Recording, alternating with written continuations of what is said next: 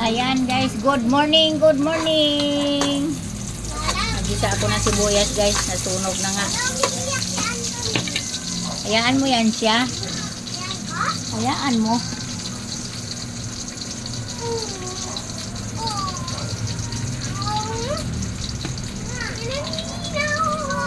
Ilagay natin yung ating sayote.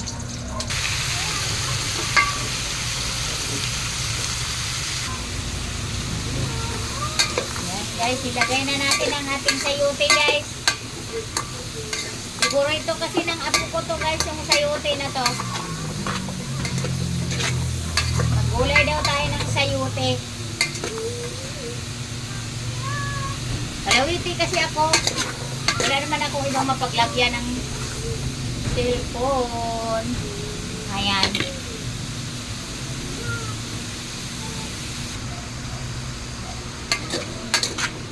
Ayan ang aking sayote mga lalabs. Favorito ng mga apo ang sayote. Mahilig pa sila sa sayote kaysa kalabasa. May isa pa naman ang special, hindi nahiwa. Pero hindi ko na hiniwa. Ayan. Miming guys. Ang aking miming nagsunod-sunod. Akala siguro isda yung inaano ko. Gulay man eh, hindi naman kakain ng gulay. Ayan guys, malapit nang malanta ang ating sayote.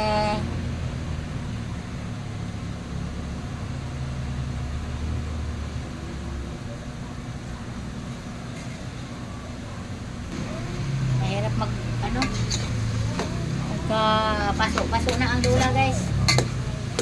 Ayan, pwede nang lagyan ng pwede nang ilagay ang aking isda. Ang isda. Kapari sa sayote, isda. Isda sa lata, guys. Yan. Hindi ko inano yung pag-isa kasi mga durog man masyado. Ayan na guys,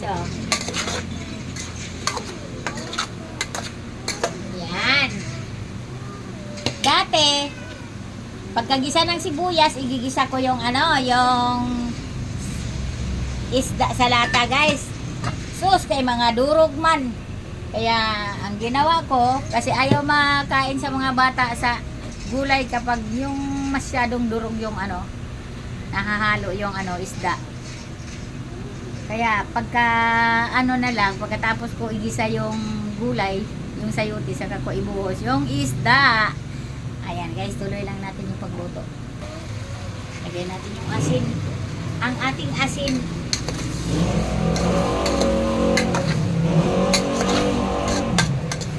Wala nang New Year, pero sige pag barurot sa yung mga motor.